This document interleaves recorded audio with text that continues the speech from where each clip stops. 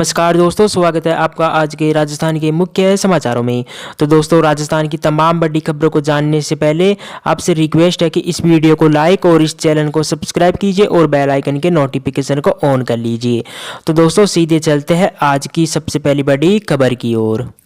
राजस्थान नगर निकाय चुनाव में 1197 वार्डों में कांग्रेस व 1140 वार्डों में भाजपा जीती। जी हां दोस्तों, आपको बता दें कि राजस्थान में 20 जिलों के 90 नगर निकायों के लिए 3 दिन पहले हुए मतदान की मतगणना रविवार को हुई। कुल 3029 वार्डों में चुनाव हुए थे। इनमें से 1197 वार्डों में कांग्रेस प्रत्याशियों ने जीत दर्ज की, वहीं 1140 वार्डों में भाजपा उम्मीदवार जीते, जबकि शेष वार्डों में राष्ट्रवादी कांग्रेस पार्टी को 46, राष्ट्रीय लोकतांत्रिक पार्टी को 13 व बहुजन समाज पार्टी को 2 और माकपा को 3 वार्डों में जीत मिली है। 634 वार्डों में निर्दलीयों का कब्जा हुआ है। वहीं पार्षदों का चुनाव परिणाम रविवार को घोषित होने के बाद अब 7 फरवरी को महापौर व चेयरमैन का चुनाव होगा। वहीं कांग्रेस के राष्ट्रीय महासचिव व प्रदेश प्रभारी अजय माकन का दावा है कि 48 निकायों में कांग्रेस भाजपा के मुकाबले आगे है। वहीं 4 निकायों में निर्दलीय कांग्रेस के समर्थन से आए हैं। इस तरह कांग्रेस के 52 चेयरमैन बनने की संभावना है।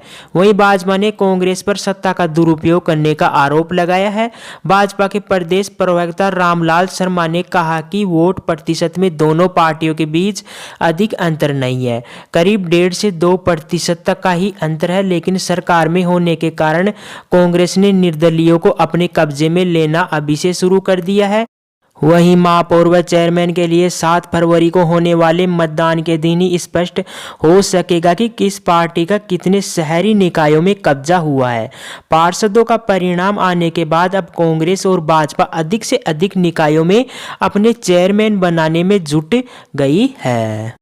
के बाद दोस्तों, अगली बड़ी खबर, राकेश टिकैत बोले, पहले हमारे लोगों को छोड़ा जाए, फिर हम केंद्र सरकार से बातचीत करने के लिए तैयार है।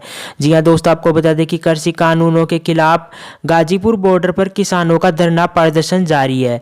इस बीच भारतीय किसान यूनियन के राष्ट्रीय प्रवक्ता और किसान नेता राकेश टिकैत ने कहा कि हम केंद्र सरकार से तभी बातचीत करेंगे जब वो हमारे लोगों को छोड़ेंगे। राकेश टिकैत ने कहा कि सरकार के साथ दबाव में कोई समझौता नहीं किया जाएगा। वहीं प्रधानमंत्री नरेंद्र मोदी की ओर से की गई बातचीत की पेशकश पर टिकैत ने उनका आभार व्यक्त किया। उन्होंने कहा कि प्रधानमंत्री हमारे भी हैं, हम उनके प्रस्ताव का सम्मान करते हैं, लेकिन हम पहले अपने लोगों को छुड़वाना चाहते हैं। के बाद दोस्तों, अगली बड़ी खबर, 5G की लाइव टेस्टिंग। एयरटेल ने हैदराबाद में लोगों को 5G सर्विस दी। सेकंड में डाउनलोड हो गई मूवी, ऐसा करने वाली पहली कंपनी बनी। जी हां दोस्तों, आपको बता दें कि भारतीय एयरटेल सस्ते टैरिफ प्लान और सब्सक्राइबर्स की दौड़ में भले ही जियो से पिछड़ रही हो, लेकिन 5G की दौड़ में उसने बाजी मार ली है। एयरटेल ने हैदराबाद में कमर्शियल नेटवर्क पर लाइव 5G सर्विस का परीक्षण सफलतापूर्वक कर लिया है। कंपनी ने इसका लाइव डेमो वीडियो भी जारी कर लिया है। उसके मुताबिक 4G की तुलना में 5G पर 10 गुना ज़्यादा स्पीड मिलेगी। यह ऐसा करने वाली एयरटेल देश की पहली टेलीकॉम कंपनी बन गई है। आपको बता दें कि भारतीय एयरटेल के MD और CEO गोपाल विठल ने कहा कि मुझे अपने इंजीनियरों पर गर्व है। उन्होंने हैदराबाद में इस तकनीक का सफल प्रदर्शन किया है। हैदराबाद में यह टेस्ट गेम चेंजिंग साबित हुआ है। एयरटेल इस क्षमता को प्रदर्शित करने वाला पहला ऑपरेटर बन गया है। भारत में 5G इनोवेशन के लिए ग्लोबल सेंटर बनने की क्षमता है। इसी के साथ ही आपको बता दें कि हैदराबाद में टेस्टिंग के दौरान 5G यूजर्स फोन पर कुछ सेकंड में पूरी फिल्म डाउनलोड कर पाए। एयरटेल को अब इस सेवा को शुरू करने के लिए सरकार की मंजूरी का इंतजार है।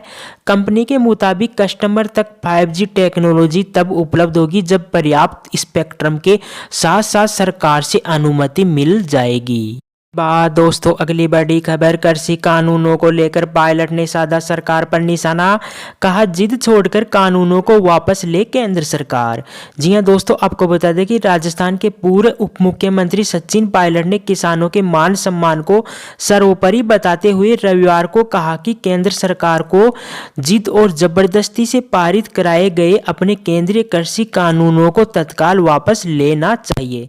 इसी के साथ ही पायलट ने 26 जनवरी को नई दिल्ली में ट्रैक्टर परेड के दौरान हुई हिंसक घटनाओं की निष्पक्ष जांच कराने की भी मांग की, ताकि असली दोषियों का पता चल सके। के साथ ही उन्होंने कहा कि केंद्र सरकार किस दबाव में यह कानून लाई है और किस मजबूरी में वह इन्हें वापस नहीं ले रही है। इसे लेकर बड़े सवाल उठने लगे हैं। उन्होंने कहा कि पहले तो केंद्र सरकार ने अपनी जिद और जबरदस्ती से लोकतांत्रिक परंपराओं को ताक पर रखकर ये कानून पारित कराए। जिन किसानों के कथित भले के लिए कानून लाए गए हैं, वे खुद इसके विरोध में 2 महीने से आक्रोशित और आंदोलन कर रहे हैं, तो सरकार इन्हें वापस क्यों नहीं ले रही है। के बाद दोस्तों अगली बड़ी खबर, बच्चों के लिए तैयार हो रही है कोरोना वैक्सीन, अक्टूबर तक बाजार में आएगी। जी हां दोस्तों, आपको बता दें कि अभी कोरोना वैक्सीन को वयस्कों तक ही सीमित रखा गया है, मगर अब आने वाले समय ये बच्चों को भी दी जाएगी। सीरम इंस्टीट्यूट के अधिकारियों के अनुसार जल्दी कोरोना वैक्सीन बच्चों को भी दी जाएगी। जी हाँ दोस्तों, आपको बता दें कि सीरम इंस्टीट्यूट ऑफ इंडिया के डायरेक्टर पीसी नाम्बियार ने कहा कि बच्चों को लगने वाली कोविड वैक्सीन इस साल के अक्टूबर तक तैयार होने की उम्मीद है। इतना ही नहीं, वैक्सीन को बच्चों के जन्म के 1 माह के भीतर दिया जाएगा।